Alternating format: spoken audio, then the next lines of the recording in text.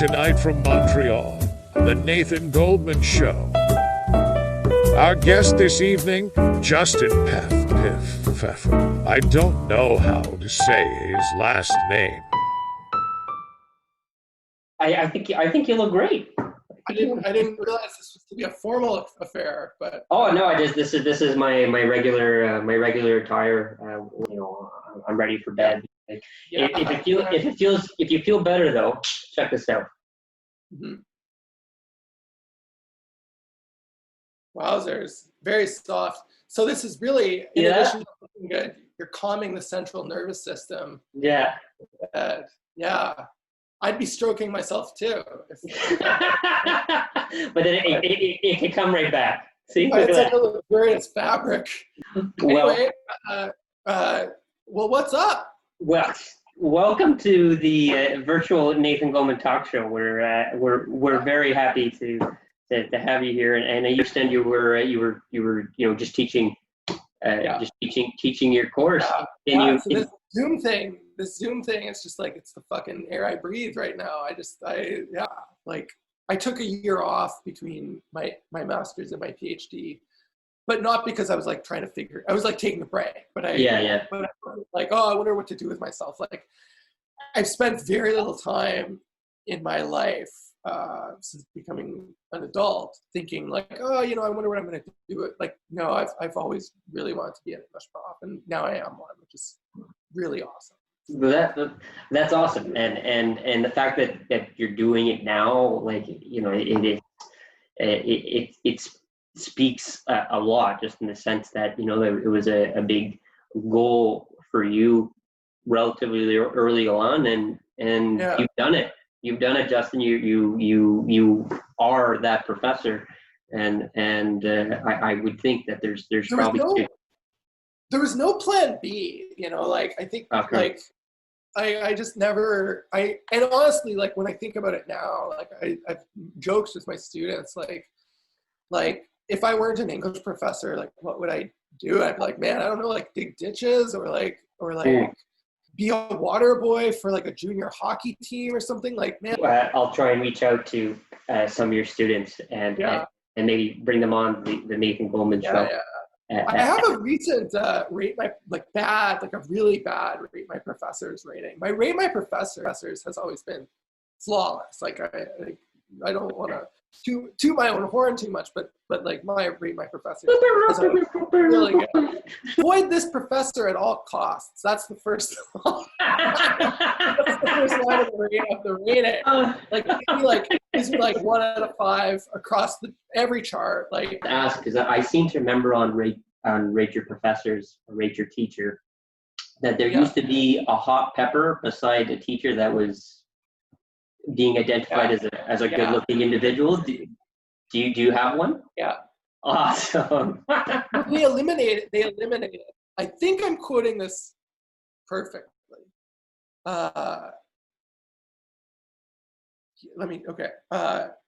Uses big words and doesn't make sense sometimes, but hot and fun to look at. Hot and fun to look at. Which the second one is like, shit. Like, what a fucking nice compliment. Like, fun to look at. Like, shit. Master's degree. I'm a September birthday, so like I turned 23 like the day school started, and like I remember like I hadn't done dishes for like 2 months or something, and like was eating basically like the same meal every day. It was just like, what is my mother worried about? Like 6 weeks later, I'm just like, fucking torch it. Ruin my life. I'm exaggerating. I didn't ruin my life. There goes Justin. We better put all our eggs with Brian now. Yeah.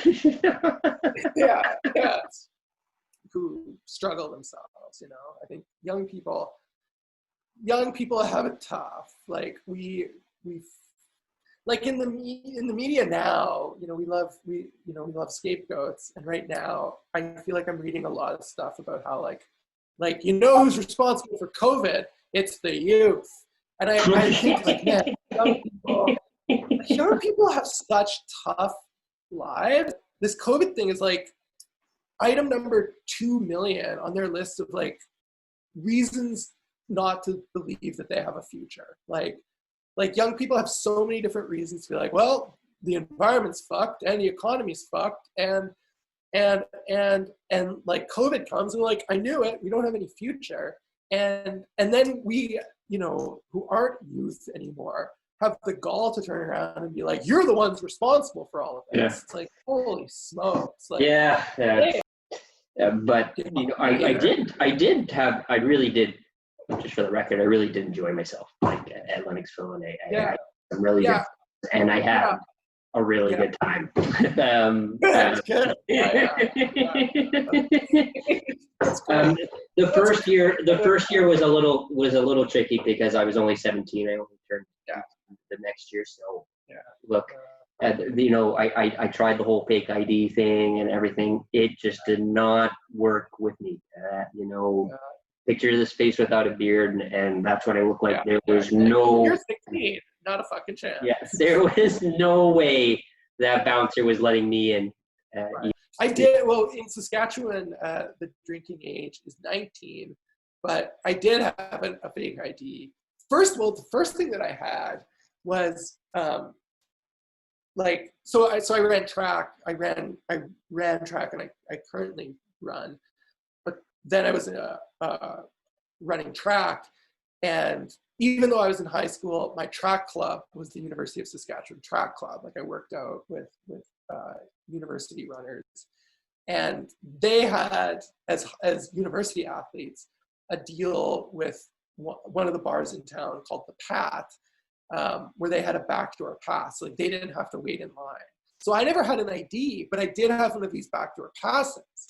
And so for coming on, I hope somewhere down the line I can have you on again, and we can shoot the shit once again, and maybe carry different outfits next time. I don't know. Who knows?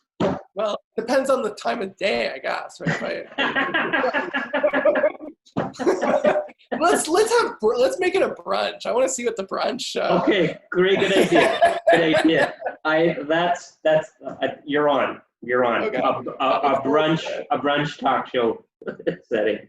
Can't wait. Justin, you have yourself a great night. It's been great to speak to you, and we'll touch base again soon. Okay. Yeah, look forward. Okay. All right. Night. Cheers.